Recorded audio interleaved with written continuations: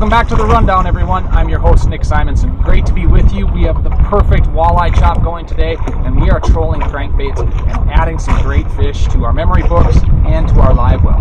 If you're trolling for walleyes in this stretch of summer, you'll be on the right track trolling some of the best crankbaits on the market, whether it's Rapala, Berkeley, all of the great brands, all of the deep-lipped cranks that you trust are on sale at your local run-ins. Stop in, talk to the friendly folks, and they will get you set up with what you need.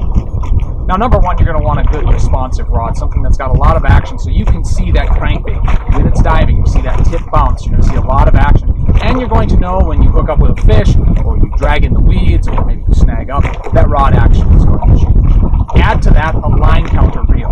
Now, many of these crankbait models have a depth chart that comes packaged with them that shows you how far back, if that crankbait is being trolled, you know exactly how deep it's running. So whether it's 100 or 120 feet, whether you're running something deeper or maybe a shallower model, you know, like a Rapala 5 or a 7 versus a 9, you're going to have those charts that let you know exactly where you're going to be. And you can find that information on the web as well.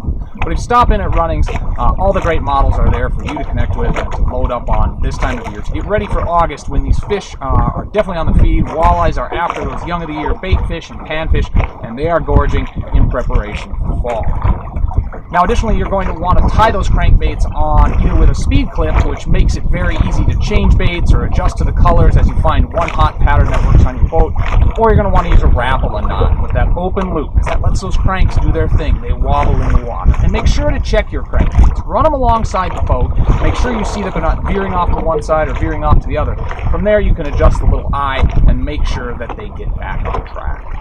Now, you're going to want to be making contact with the bottom, and you're going to want to use your sonar to find those depths and to locate where those arcs are to target this time of year.